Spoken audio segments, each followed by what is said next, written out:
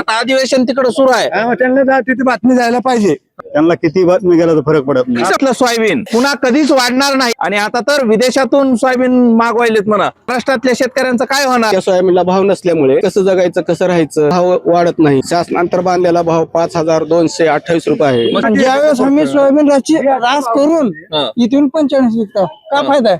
रोटी खायला अन्न भेटत नाही. की आता विदेशातलं येईल म्हणा सोयाबीन. आता ते विदेशातून मागविल्यास कसं व्हायचं आपलं? शेतकऱ्याला पुरा इथून तिथून सगळा तोटा.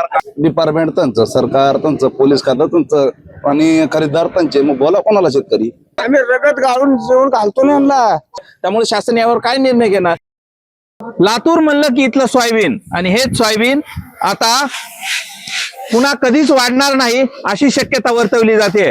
सोयाबीनचे जर भाव नाही वाढले तर शेतकऱ्यांची गत काय होणार? एकीकडे 11,000 पर्यंत पोहोचलेलं सोयाबीन आता पुन्हा 4-4.5 हजारावर विकण्याची शेतकऱ्यावरती वेळ आली आणि आता तर विदेशातून सोयाबीन मागवायलेत म्हणा. आणि मग लातूरच्या या महाराष्ट्रातल्या शेतकऱ्यांचं काय होणार? या सगळ्या गोष्टीवर चर्चा करण्यासाठी हे लातूरचे इथं बघा ही शेतकरी आहेत माझ्यासोबत, त्यांच्यासोबत चर्चा करूया आणि काय म्हणणं आहे बघूया. लातूरच्या शेतकरी खरं तर मोठ्या संख्येने हे सोयाबीन पिकवतात आणि त्याला भाव मिळतंय का? काय म्हणणं आहे तुमचं? आता सोयाबीनला आमच्या भाव भेटत नाही. बोला. हा, भाव भेटत नाही तरी बाहेरून सोयाबीन आहेत, त्यामुळे आमच्या सोयाबीनला भाव नसल्यामुळे आम्ही कसं जगायचं, कसं राहायचं.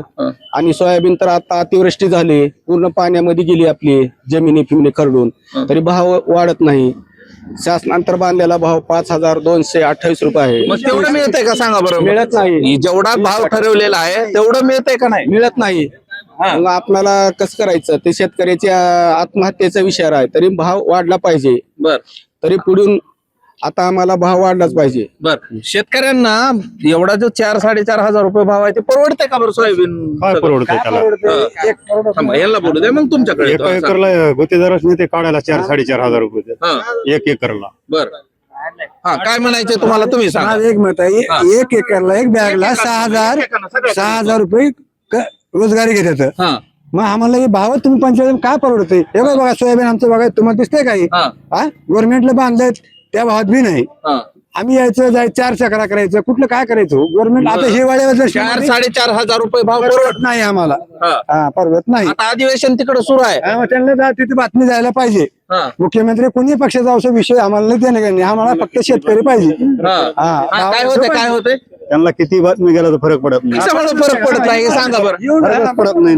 आतापासून किती भाव वाढायचे, किती आंदोलन केलं. त्या पंजाबवाल्यांनी देखील किती आंदोलन केलं, काय केलं त्यांचं? या तुम्ही. काय झालं? आंदोलन करून मी फरकच पडत नाही का सरकारला? बरं, 4,000 रुपये भाव मिळालाय, 4.5 रुपये हे परवडतंय का? ज्या वेळेस सोयाबीनचं बी घेते वेळेस किती खाताचे भाव काय किंमत, तिची बियाची किंमत किती आहे? 50 रुपये किलो. ज्यावेळेस आम्ही सोयाबीन रास करून इथून 45 विकतो, काय फायदा आहे?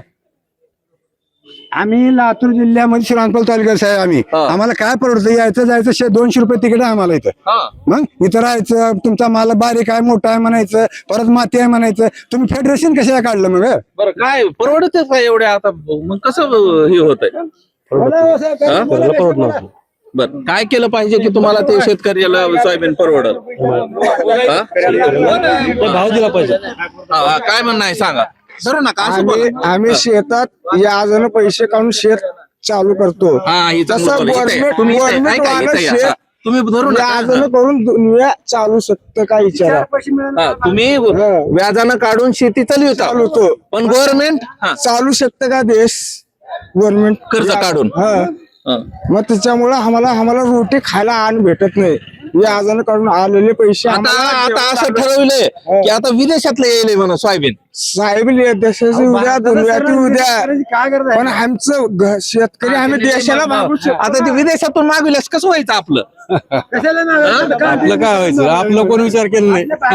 आपला कोण केला विचार? आपला विचार कोणी करत? शेतकऱ्याचा विचार कोणच करत नाही. बरं, इकडे आणखीन काही शेतकरी आहेत. तुम्हाला काय वाटतंय हे जे सगळं सुरू आहे, सोयाबीनचे भाव परवडतात का? परवडत नाही. काढायला 6,000 रुपये घेतात, परत गाडी भाडं, आडत हमाल, सगळं काहीच परवडत नाही. शेतकरी आत्महत्या करायला पाहिजे. सालभर केलेलं काढलेलं औषध पाणी काय. या वर्षी तर बकळ नुकसान झालं की, आणि मग त्याची मदत आली का नाही? पाण्यानं तर सगळंच गेलंय. सरकार काही बघतच नाही आमच्याकडे. यांच्याकडे जाऊ. बरं ही एवढं सगळं बरोबर येऊन तर घालताव ना 4,500 हजार सरकारनं बांधलेला भाव आणि इथं मिळत असलेला भाव त्याच्यावर काय सांगायचे सांगा जरा. परवडतच नाही ना आम्हाला बांधलेला भाव. आम्ही 5,300 काढले तरी त्याच्यात आम्हाला परवडत नाही. शेतकऱ्याचं असं आहे. आता ह्यांच्याकडे येऊ. या इथं या इथं.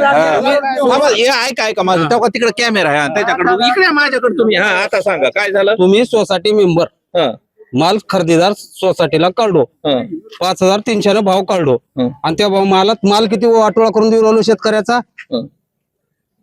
25 पोते माल नेले की 10 पोते माल घेऊन आलो, 15 पोते माल वापस वाढवून दिलो शेतकऱ्याचा आणि भाव वाढून देतो म्हटलो आणि मोठं मोठं येचून घेऊन चाललो. बाकीचा माल कोण नेव. मग किती तोटा होतोय बरं याच्या सगळ्यामध्ये किती तुम्हाला. तोटा होतोय शेतकऱ्याला पुरा इथून तिथून सगळा तोटा.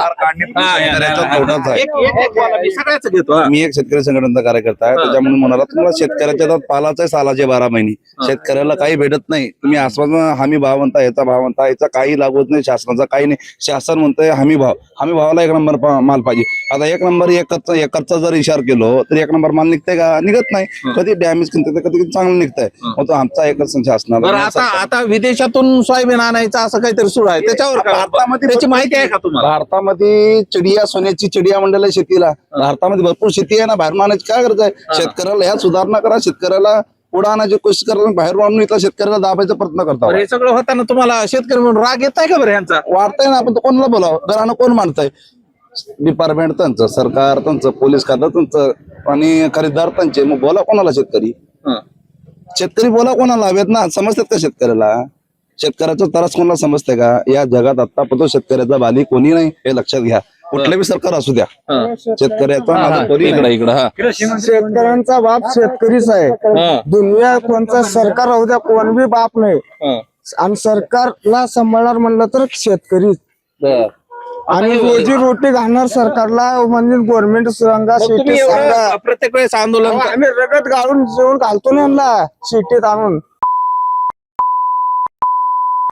आम्ही भीक मागून याजनं पैसे काढून आम्ही शेतकरी दुनियाला मला भागवतो. सरकारला एकच म्हणायचं आहे की हमी भाव म्हणताय बाजार समितीमध्ये 45 भाव काढता पण घेते 42 ना. हे असं नको व्हायला. काय नाही, ते नाही, सगळं 53 किती भाव ठरविलाय. 53-28 रुपये. 53-28 रुपये हमी भाव आहे ना. मला पण माहिती आहे 53-28 रुपये हमी भाव आहे. इथं किती मिळतंय बरं ह्याच्यात? इथं 45 काढते पण तो घेते 4,000 न 3500 न. म्हणजे शेतकरी कोणाला घरानं म्हणा. आता तर भाव वाढले म्हणून सगळी चर्चा सुरू आहे. साधारण एका शेतकऱ्याला कमीत कमी 25,000 ते 30,000 रुपये लागवण पासून काढण्यापासून खर्च आहे. मग त्याच्या पदरी 10,000 पडतात. मग शेतकऱ्यांनी वेदना बोलायचं कोणाला का इकडं? मांडावं? हा, इकडं कुणाला बोलायचंय का.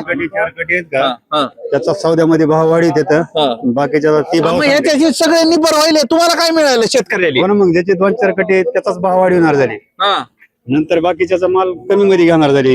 मग ह्याच्यावर काही कार्यवाही होत नाही का. काहीच होत नाही का. माती होय आहे, मामा, होत नाही का? काय म्हणणार काय म्हणते ते? माती आहे, हे आहे, हवा आहे, हे आहे म्हणते त्यांना कमी मध्ये. कुणाला बोलायचं अजून आहे का इथं बोलाय कुणी आहे का अजून. हा शेवट. त्याला रगत पोचणारा गरीब, हा. दूध पोचणारा गरीब, जेवण पोचणारा गरीब आणि गरीबालाच घोडा हे भारताने लावलेला शेतकरीला. मग शेतकरी करावं कसं ते विचार करा. गव्हर्नमेंट सरकारला सांगून पुन्हा पुन्हा येईल ना. नाही नाही. केंद्रामध्ये सरकार कोणाचं आहे हे जगाला माहिती आहे. राज्यामध्ये सगळ्या त्याला काय आपण सांगू भाजप काय? त्याला काय सांगायला. याच्यात राजकारणचा संबंध नाही. शेतकरी राजकारण बघत नाही. कृषी मंत्री जे दिल्लीत बसतो किंवा राज्यात बसतो यांनी भेदभाव करायला नको. शेतकऱ्याला सरसकट भाव देऊ ही आमची मागणी. लातूरचे शेतकरी आहेत खर तर मोठ्या संख्येनं जे आहे ते इथं विदेशातून आता सोयाबीन येणार असं देखील बोललं जातंय. सोयाबीन जो पिकवतो लातूरचा मोठ्या प्रमाणात शेतकरी त्याच्या पदरी काय पडतंय तर 4,042 एवढा भाव पडतोय. 5300 पेक्षा अधिकचा भाव जरी शासनानं ठरवला असला तर हे आहे वास्तव. मात्र आता सोयाबीन पिकवायचं का नाही हा खरा प्रश्न आहे. मात्र आता विदेशातून येणारं सोयाबीन त्यावर लातूरकर काय म्हणतात हे आपण पाहिलेलं आहे. शेवटची कमेंट घेऊन इथं थांबवा. 70,000 खर्च झाला तर 5,000 उरतात. रोजगार देऊन सगळं देऊन गाडी खर्च देऊन अडतला आणून सगळं करून मग ते 5,000 मध्ये कसं करायचं घर सगळं? चालवायचं का भारत असे चालवायचं अनेक प्रश्न या निमित्तानं उपस्थित होत आहे. तिकडे अधिवेशन सुरू आहे. अधिवेशनामध्ये याच्यावरती काही चर्चा होते का? आणि जे सोयाबीन बाहेरून मागवलं जातंय त्यावर लातूरकरांच्या प्रतिक्रिया ऐकल्या, भाववाढी संदर्भातल्या आणि भावाबद्दलच्या देखील आपण या ठिकाणी ऐकलं. त्यामुळे शासन यावर काय निर्णय घेणार याकडे आता सर्वांचं लक्ष असणार आहे. इथेच थांबूया. धन्यवाद.